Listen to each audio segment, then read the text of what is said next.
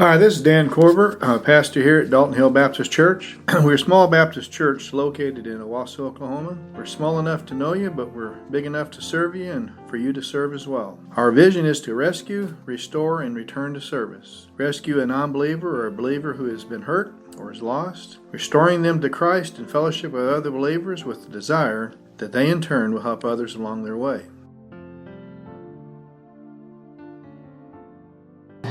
If you remember, Adam and Natasha, when they were here the last two times, talked about the believers from South Korea are going to Russia and are spending there 10 years there. For what reason? Citizenship. Get citizenship so that they in turn can do what? They can go to North Korea and can have access. How many of us are planning, you're thinking about your Christian life, and you'd be willing to go 10 years in Russia just in order to do all that, just so you could go to North Korea? And obviously, going to North Korea, the risk would be very great as a believer itself. So you're thinking about that, how much planning do we do? And last week, Glen did a great job talking about Moses and the grumblers. And if you think about it, Glen mentioned that they were mainly grumbling because of a couple things. One was fear. And the other one was what? They questioned the sovereignty of God. How many of us do the same thing? Fear is amazing what it does, and sovereignty. And so I want to think a little bit about it because I thought we'd go through some of the, like Glen said, I was going to, it's amazing just how much is there and how fast you get through it, and I didn't get it all done. And that's very true. So I just want to go back through and look at just some things since he covered the story, if you think about it. What can we glean from it? So let's look at it and think about it. If you wanted a title, Learning from History, Not Repeating. Learning from history and not repeating. How many of us have repeated several times? Learning from history and not repeating it. The first things I want you to think about is just the questioning the shepherd. Just think about Psalms 23. It says what? You say it out loud. The Lord is what? I shall not. He leadeth me. Yea, though I walk through the valley of I'll fear no evil. Isn't that exactly what the children of Israel were doing last week? So what it is they were questioning the shepherd. We do the same. They were questioning his direction. When you think about that direction or the placement of it, if you look at the direction or the placement of it, you think about which Glen mentioned, God had told him to do a U-turn and told him to take him back up there. And it's interesting to look at that a little bit more, but who was trapping who is a good question to ask. You know, Pharaoh thought he was trapping them, and instead God was trapping Pharaoh. Second, you think about the question. They're testing the shepherd. They're testing his protection. There's a test of time. You know, they're out food. He mentioned 3 days of water. There's a test of hunger. There was the test of thirst. You think about it, isn't that what Matthew 6, which Glen refers to a lot? You know, the Gentiles seek all these things. Food, clothing, shelter. You seek first the kingdom of God, and all these things shall be added unto you. So when we look at it, how many times are we questioning the shepherd? And they were repeatedly questioning the shepherd. But we do the odd same thing. The second thing, when you look at the three different instances that he gave last week, or actually before, would be the pattern of the sheep. Started off, did they have plenty? They left Egypt, did they have plenty? They had plenty, and then they had a pattern. They expected God to what? Always have plenty. And when all of a sudden then a problem comes up, whether it's a problem of being trapped, a problem of no water, a problem of no food, they immediately do what? Right. They start grumbling, disappointment, disillusionment, even defiance. It went from complaining to grumbling. It went worse. How many times do we do the same thing? We look at it, God's helped us, we got a new problem, and we go right back to the same. grumble all over again. Causes in them to turn in prayer. Moses prays. God answers, and what happens? Provision. They have plenty. And then what's going to happen? They're expecting it. A problem comes, and they go right back through it all over again. So be thinking a lot about that. Just the questioning of our shepherd and the pattern of sheep, and just how we so often get caught in the same pattern that the Israelites did. I think it's interesting, will I trust and obey? And we hear the songs and sing a lot. They're thinking about it. Look over, if you would, we'll look at a couple of passages because we need to get on. In Romans chapter 15 and also 1 Corinthians 11. Why I look at these stories. In Romans chapter 15, in verse 4.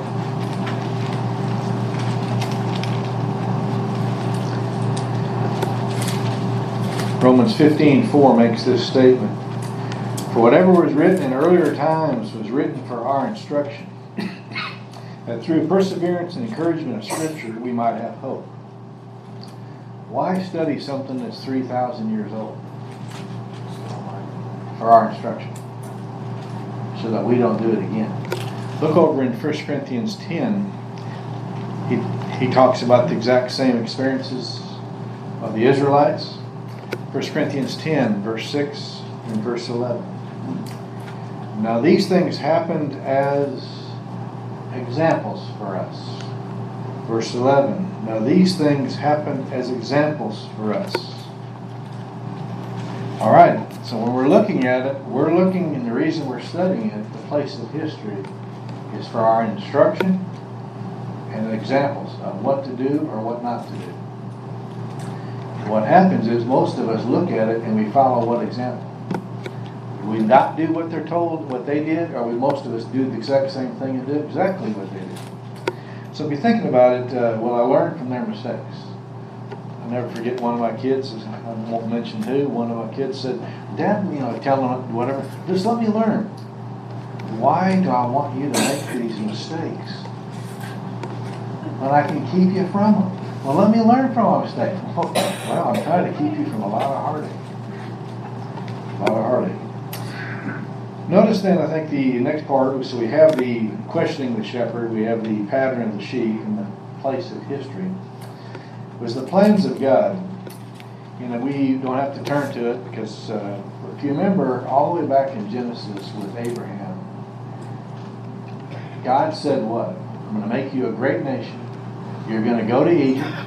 You're going to be there for 400 years, and you're going to come out with great possessions. It was declared beforehand. When you get to Exodus 12, in verse 36 and in verse 40, it says they came out the very day. God, you think about it, 430 years. Hey, I want to stop and think of how old is our country? 240. We are only a little over halfway there. How many of us think about, as Americans, we're just sojourning here. We're going to go back to our homeland, right? You think about that, you put it in perspective, we aren't thinking whatsoever about going to wherever it might be. What does Jeremiah 29:11 tell you? I know plans I have for you to what? To give you a future. Okay, to give you a future and a hope, right? How many of us really believe that God has a plan for us? And let's look at the plan that Glen had talked about last week. So it's declared and delivered, he did it. Let's look at some of the different things that you, when you stop and think about it. Look over in Exodus 13, and then we'll be just kind of gleaning some different points that Glen had made as well. Notice in verse 17, the direct route to go from where they were to the Canaan should have taken them how many days roughly?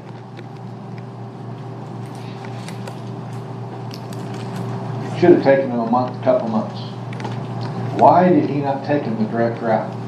Any of you ever wonder why God seems to take you the long way around everything? Look at I'd call it a detour of the long way. Notice in chapter 13 and verse 7. Now it came about when Pharaoh had let the people go that God did not lead them by the way of the land of the Philistines, even though it was near. For God said, lest the people change their minds when they see war and return to Egypt. He didn't take them the straight way. Why?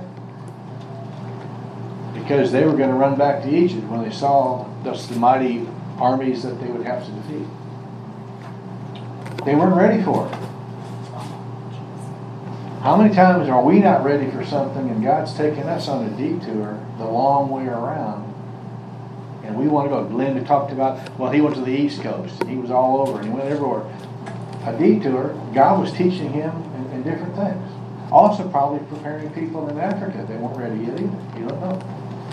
So you have a detour. I think it's interesting too, not only a detour, what about Exodus chapter 3?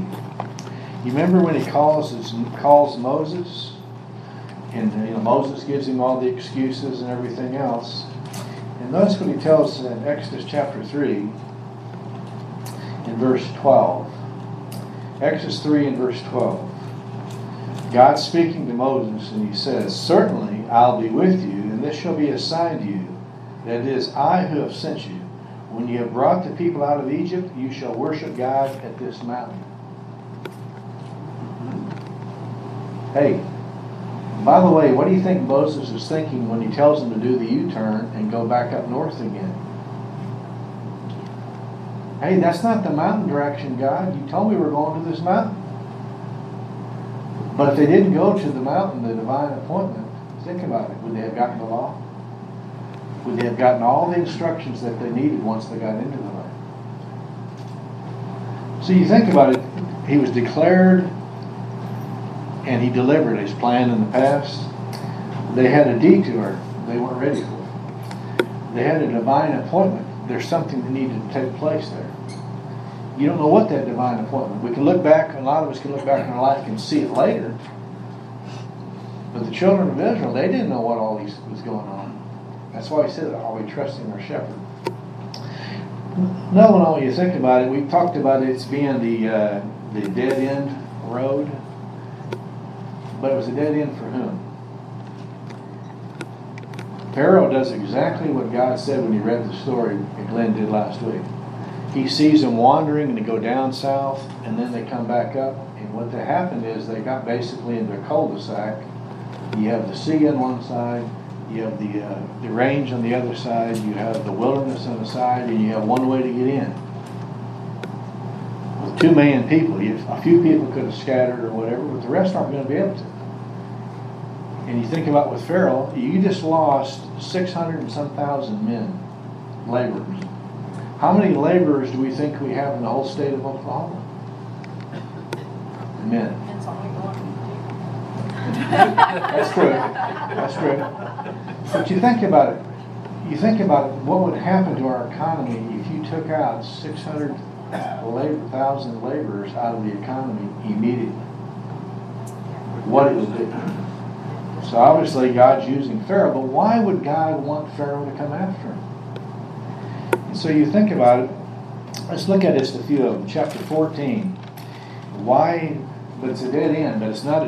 The Israelites think it's a dead end for them, and God's saying, no, it's not a dead end for you. It's a dead end for Pharaoh and Egypt.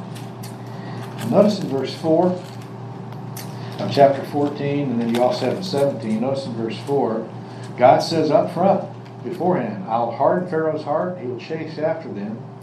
I'll be honored through Pharaoh and his army, and the Egyptians will know that I'm the Lord. And they did so.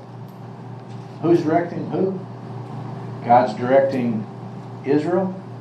God's directing Pharaoh in Egypt. And he is directing, and he wants this to take place. You go a little further, what about in 17? Of the same chapter. And as for me, behold, I will harden the hearts of the Egyptians so that they will go after them, and I'll be honored through Pharaoh and his army, through his chariots and his horsemen. Then the Egyptians will know that I am the Lord, when I am honored through Pharaoh and through his horsemen, his chariots. Notice the same thing happens. You go a little bit further, the angel is going to move them. The cloud, notice when you go down a little bit further in verse 25. And he, God, caused their chariot wheels to swerve. He made them drive with difficulty. So the Egyptians said, let us flee from Israel, for the Lord is fighting for them against the Egyptians. Isn't that exactly what God said was going to happen? But the Israel thinks what? Dead end, we're going to get killed, all this is going to happen. The Egyptians thinking, we're going to go get these people and bring them back and we're going to have our slaves again. And God is saying, what? No. It's a dead-end street, yes. But it's not for Israel. It's a dead end for Egypt. I think it's interesting when you look at it, why he does it. You find the same thing why he's doing it. He's destroying the Egyptians. You find that even in verse 30 that Glen read last week. The next day when the sunrise comes. When you think about it, it says they did it in the watch, which means between 2 and 6 a.m. Now, how many people in that day and age are going to go fight a military battle between 2 and 6 a.m.? Then how could they see? Because God had lit the place up, and they walk through, and they're all following in on God's light. What happens when God changes that? Dark. So you think about the different things that are taking place. God is in total control, even though neither side thinks so. It's interesting when you looked about it. I think something else that you have on this dead-end street, go back to verse 20, which Glen had read last week, is on this dead end, but for whom? Notice in verse 20, so it came about, this is in chapter 14, it came about between the camp of Egypt and the camp of Israel, there was a cloud of darkness, yet gave light at night, as no one came near to one another.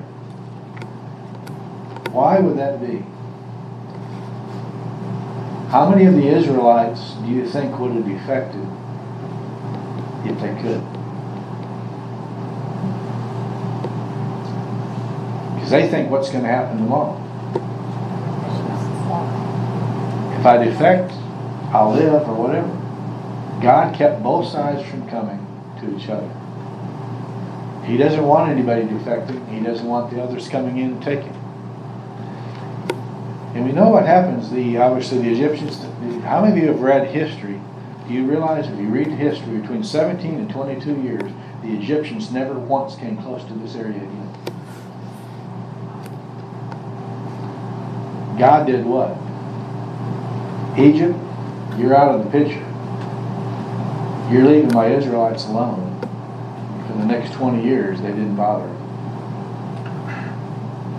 If they hadn't, how many times would people have fled, gone back to Egypt? And how many times would the Egyptians have come over and stolen some of them? They left them alone.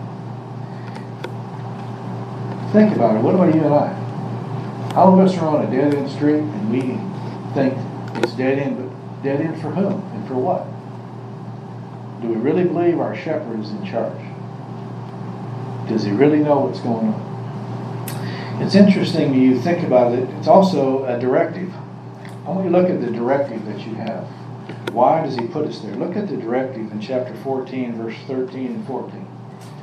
Now remember, you have 600 chariots, all these armies and everything else. And how many military weapons do you have there, Errol? I mean, you know, you're slaves. I mean, you notice you asked, what did God tell you to ask for? Gold and other things. Did he tell you to ask for any military weapons? No, because who is your protection? Notice what he tells you in 13. Think about it this. Moses said to the people, don't fear. Alright? How many of you are going to be fearful? Stand by and see the salvation of the Lord which he will accomplish today. The Egyptians who you see today, you will never see them again. The Lord will fight for you. Keep silent. So I'm supposed to do what? I'm just supposed to stand here and keep my mouth shut and just watch. And how many of you find both of those very, very difficult? What is Psalms 46? Cease striving and know what? That I am the Lord. How many of us are always striving with the Lord because we have a better plan? Lord, you don't know what you're doing, but, you know, through my experience, I can help you along the way. And we laugh about that, but that's how a lot of us act. Notice, I think, another reason. So you have the divine appointment. It's a detour they're not ready for. He gives them a directive about standing still. Are we following it? It's a dead-end street, but it's not for the Israelites. That dead-end street's for Egypt, and to leave them alone. It's also a display of character. Notice in chapter 15, in verse 25, in chapter 16 and verse 4, you have the other two tests of water and then also of food. Notice, why does God do this in 25 of chapter 15? And he cried out to the Lord, and the Lord showed him a tree, and he threw it in the water, and the water became sweet. There he made them a statute and regulation, and there he tested them. God was doing what? He's testing them. Does he know they need water? Yes. What does he do when they go without food for 3 days? In verse 4 of chapter 16, the Lord said, "Behold, I'll rain down bread from heaven, and people shall go out and gather the day's portion. I may test them whether or not they'll walk in my instruction." Now he gives them manna, and he tells them what? Go and collect how much? And what happened? How many of them did? If you notice, if you go a little bit further and you read verse 20 and in verse 27, a lot of them wouldn't. Well, hey, I don't know if I'm going to get food tomorrow, so I'm going to get more. And what happened to the food they kept? It molded. But then what happened? You think about on the sixth day, go out and collect twice as much. Now, when I got more than I was supposed to, it molded. Now, God, you're telling me then on this day, you can make it moldy 6 days a week if I get more, but on this day, you're going to keep it from molding. And notice a lot of them didn't do it, and they went out and they went hungry that day. So I think about it, God brings us through this because he's just also causing a display of our character. Will I trust him? Where do I need things? Will I trust him for water? Will I trust him for food? Will I trust him to lead me in the directions he wants me to go? Taking a long way. Why? All these different things. It's interesting when he does that. You also have, what about display? Chapter 15 and verse 1, and then you have it in verse 20. After this great victory that they had, or that God had, they just watched it, but the Egyptians were taken out. Notice what does Moses and the sons of Israel do? They start singing. What do the women do in verse 20 and 21? Yeah, they start dancing with tambourine, basically, and dancing.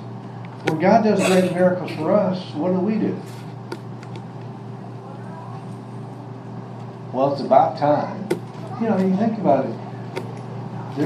You look at the different ones. We ought to be displaying God's greatness to other people for what we have to say, what we say, how we behave. Why are you in such a good mood today?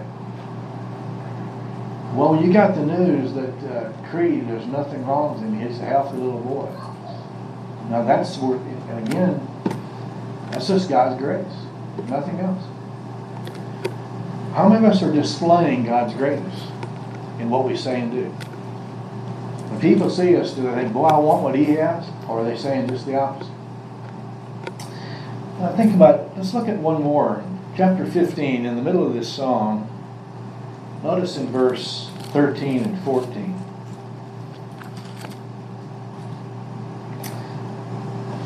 Or actually we'll do 14 and 15. Then the people have heard, just talking about the enemies, and they tremble. Anguish has gripped the inhabitants of the Philistines.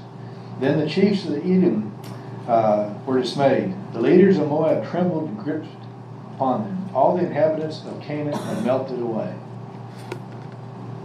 Why did he bring them to a dead end? Who's the most powerful nation? Egypt. And what did God just do to Egypt? Word spreads like wildfire.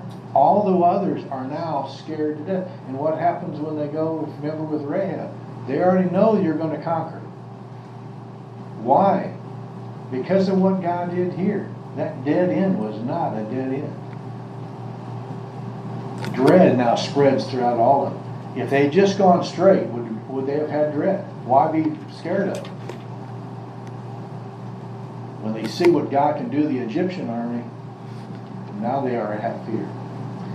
So let's think about some, am I learning what God intends me to learn, whether it's in my personal dead-end road or my detour? Any of you ever been on a detour?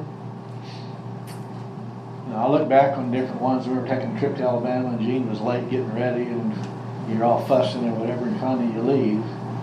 You get to down the road a little ways, and there's the telephone. And it's the exact time when you would have been there had you. And you think, okay, all right, Lord, thanks for the detour. Thanks for the detour.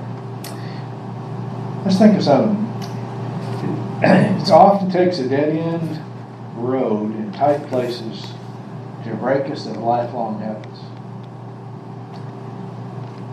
If it hadn't been there, how many of them do you think would have eventually run back to Egypt?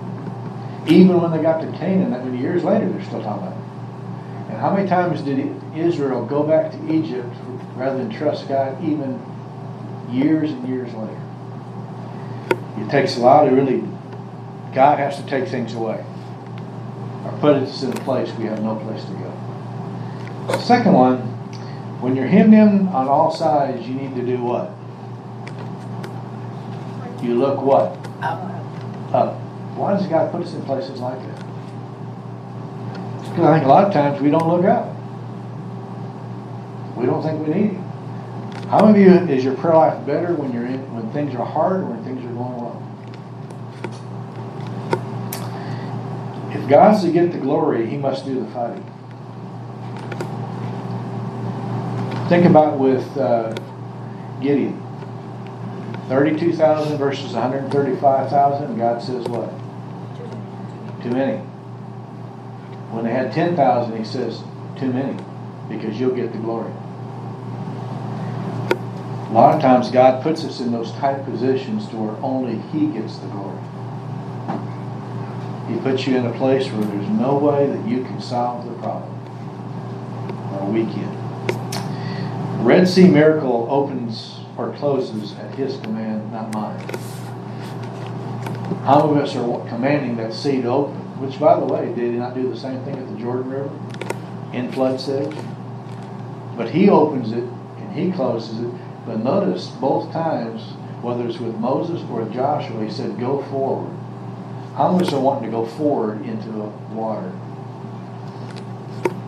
How many of us are saying, well, I'll go, God, but you first open it and you first dry it. And when I see it safe, but even then, how many of us would go? You see a bank of water, and how many of us are scared to death what's going to happen? Will I have a humble heart with a listening ear to hear the Lord on my journey? I think a lot of times we're talking so terrible much, and have so much surround noise going on that we can't hear Him. And you'll get if you want an opinion, just go ask a couple of people, and you'll have 100 people telling you how to run your life. And a lot of them have not done too good a job on their own life, but they know how to run yours. So think about it. Are we going to learn from history, or are we going to repeat it? He's telling us to listen, to be still, and follow His instructions, and He'll take care of us. If we don't, we're going to repeat it.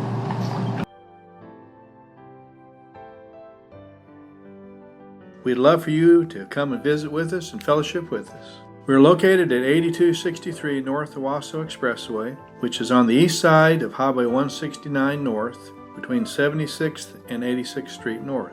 We have coffee and fellowship from 8:30 to 9 Sundays, followed by Sunday school for all ages from 9 to 9:45, and our Sunday morning worship service is from 10 to 11. We likewise have a Wednesday night service for all ages from 7 to 8.